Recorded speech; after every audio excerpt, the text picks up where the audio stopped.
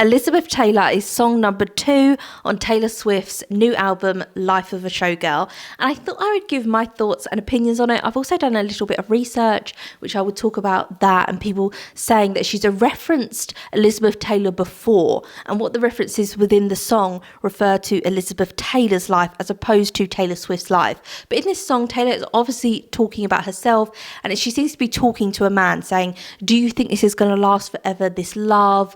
I thought I'd known love before, but I think with you it's going to last, but do you think it's going to last? There's a lot of like questions to the man in question. And Elizabeth Taylor was a very famous Hollywood actress, and she was in many films. My favorite Elizabeth Taylor film is the one that's called What Happened Last Summer. Shocking film. The end, you're like, what on earth? It's horror at the end. It goes crazy at the end of it, but I love that. But she was most famously known for playing Cleopatra in the film Cleopatra, and it's a very beautiful, glamorous film.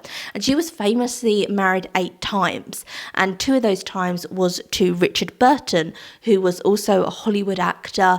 And things have been said about him that maybe he had a drink problem, and that's why it didn't work out, because both times it didn't end up working. They ended in divorces. And so people say, was he violent towards her or drink problems? There have been many books written just about Elizabeth Taylor's relationship to Richard Burton and how that impacted both their careers and lives. And the original falling in love and getting married, then divorce, and then the remarriage and what happened within that. They had a really odd romance. You know, things that you think, that is strangely romantic, but it's so bizarre. It's a bit like Frida Kahlo and Diego, her husband. They both had an open marriage to the outside. They were in this loving marriage to each other, both artists, but she was dating women and he was dating women, and sometimes they dated the same woman. So Charlie Chaplin's ex famously dated Frida Kahlo and then Diego. It's a very odd life, but then you do get the feeling that they loved each other, even though they had this weird open relationship and were dating the same woman after each other. Very bizarre. And with Elizabeth Taylor and Richard Burton, I read something which I always think is bizarrely romantic. Elizabeth Taylor loved jewels. She was very famous for having a vast jewelry collection, diamonds, rubies, sapphires, anything you can think of, she loved. So many, pictures of her, she's just kind of dripping in jewels, to be honest. Massive earrings, massive diamond necklaces. And he used to buy her jewelry because he knew that she loved these jewels so much. And she used to swim in their swimming pool, kitted out in the jewelry, and he used to sit by the swimming pool and watch her swim in the swimming pool, and they would do it at night. And so when she was swimming, because obviously at night with the water, they would all glitz and dazzle and be very enchanting. And there are pictures of her doing this, of him sitting at the side of a swimming pool, just watching her. And then she's like sitting, she's in the water, but she's propped up and she's chatting to him. And the jewels would look so amazing at night, with like the lighting from inside the house and the water, that they would just shimmer off the water, and he and her loved the way it looked. It's just so bizarre. Like, should we just go outside to our swimming pool? Make sure you're kitted out in diamonds that I've bought you. Maybe do a few laps and then you can just chat in the pool. And she was like, yes, I would love to. And that's one of the things that they did together. So they just had like a really weirdly, like uniquely romantic relationship. And I'm sure with everyone's relationships, if you kind of there'd be things that like everyone does that are a bit strange to everyone else, and you just kind of assume that they're normal because you do them. But I just love that swimming pool story, and there's so many pictures of her in swimming pools in the jewels that they do for some reason shine, maybe because they're wet or something, they shine more, and that was just a thing that they liked to do. So that aside, the weird swimming pool story, how does this relate to Taylor Swift? Well, Taylor Swift, obviously this album is very much about herself, and she is talking about within the album that she thought she was in love before, but now she has found the love of her life. And in her actual life, she's engaged. And so she's saying, I have actually found the one, and I didn't think I wanted to get married, but now I do because I found the one. So in this story, she's saying, please don't turn me into Elizabeth Taylor.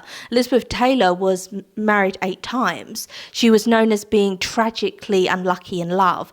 Please don't let that be me, because I've already played the part of Elizabeth Taylor in the public eye by having so many failed relationships, and she writes a lot of songs about her ex-boyfriends because, she's writing songs about her life. So if she's in love with someone, she's going to write a song about it. If they break up, she's definitely going to write a song about it. And so she's saying, I have been portrayed as this Elizabeth Taylor character of being in love with all these men and declaring it to the world, and then it not working out, like what happened with her and her marriages and divorces. And so please tell me, is this going to be forever? I need to know now, are we actually going to be together, or am I going to end up like Elizabeth Taylor and be by myself? And again, it'll be another Taylor Swift breaks up with so-and-so again. Tell me, is this actually going to last? I've done a little bit of research. That means reading an article, and I will tell you what article that is. And she pinpoints what moments within it are actually referencing Elizabeth Taylor. So the article that I'm actually reading and referencing is by Time magazine, and it's by Olivia B. Waxman. And she says this isn't the first time that Elizabeth Taylor has actually been evoked in a Taylor Swift song, because in Taylor's song Ready For It, the lyric is Burton to my Taylor. And so obviously Richard Burton to Elizabeth Taylor, are you going to be that? Which is odd because they didn't work out. Like, people do think of Richard Burton and Elizabeth Taylor as being soulmates and being this, how romantic, they got married and divorced and then remarried. But then they miss out the bit that they got divorced again. And then she remarried someone else. Like, it didn't work out for them. It was a tragic love story that didn't actually work out in the end. So I find it odd when people find that so romantic. But I suppose it's just something very iconic about the pairing of the two of them, these Hollywood stars. Then there is a line in Taylor Swift's song Elizabeth Taylor, which is, that view of Portofino was on my mind. And that you kind of think, oh, she's talking about somewhere, but I don't know where or what that's referencing. And that's actually referencing Portofino was where Richard Burton first proposed to Elizabeth Taylor. So that's actually nothing to do, it's not special to Taylor Swift in any kind of way, but she's evoking this Elizabeth Taylor bit, and that Travis Kelce, who Taylor Swift is engaged to, is her Richard Burton, which I don't really get. Like, I wouldn't say, oh, I hope me and Dom, that's my partner, have a love like Elizabeth Taylor and Richard Burton. They got divorced twice. I then have 2 more points from the article, which I thought were interesting. So there's a song lyric in it that is, I cry my eyes violet, and that is how Elizabeth Taylor's eyes were famously described. And then there's another one, the line is, all my white diamonds and lovers are forever. I thought maybe that was something to do with James Bond, like Diamonds Are Forever, which is a Shirley Bassey song that was a song for the James Bond film. But it's not that at all. It's because Elizabeth Taylor's perfume that she brought out was called White Diamonds. So that line, all my white diamonds and lovers are forever. So maybe she's saying all the lovers that she's had in the past as well kind of live on. And I am Elizabeth Taylor's perfume. I am Elizabeth Taylor. It's a really broody song. I love the song. It was my favourite song on the album, but now Opalite has just kind of nipped it and I've listened to Opalite more. But I love it. It's very Lana Del Rey vibes, the whole song. And I love the reference to Elizabeth Taylor because Elizabeth Taylor was very glamorous and she was very I am what I am, which I quite like that. Like, she was dripping in diamonds. She didn't really care what anyone had to say about that. She was in some amazing films, gave amazing performances in the films. And then she had this really unlucky love life that was really public and was written about a lot. And she got bashed for it a lot at her time because people were like, oh, yeah, she's really going to get married again. It's not working out. Why would you get married again? But she was just a hopeless romantic. She always wanted to find her soulmate and thought she had found them. And I think you could reference that to Taylor Swift, that in the public, she has been seen as this hopeless romantic. Is she ever going to find the right one? Is she ever actually going to settle down with someone?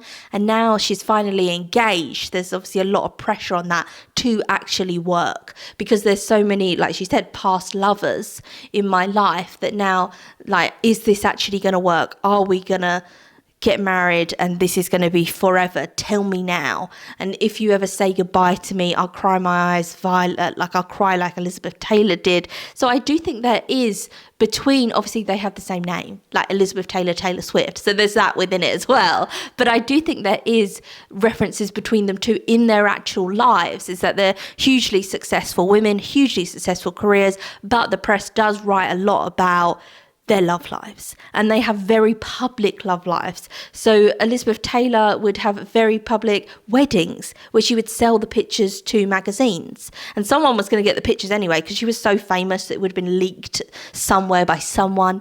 And so she famously spoke about her love life, and I'm in love this time and I found the right person, and then it obviously wouldn't work out for her. And the same thing with Taylor Swift, but through her music. So I think there are so many parallels between the two of them. I don't think she's just plucked Elizabeth Taylor out of nowhere and thought, well, I like Elizabeth Taylor, so I'm going to make it look like we have some parallels. I think they actually literally do have parallels. Successful women, very public love lives that don't seem to work out, but hopefully this one is going to, and that's really the basis of the song. The actual song itself, love. I just love the sound of it. I love the Lana Del Rey vibes. Absolutely adore it. So I'm going to end this video here. I'm going to do a video on every song that's on the Taylor Swift album.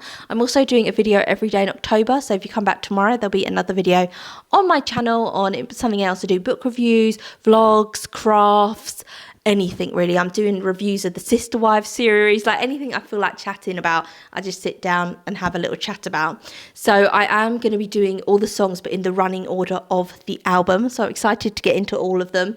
Maybe not all of them. The Redwood, maybe not that. But I don't know. That video would just be way too awkward.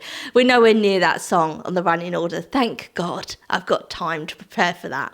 But I'm going to end this video here, and I will see you tomorrow for another video.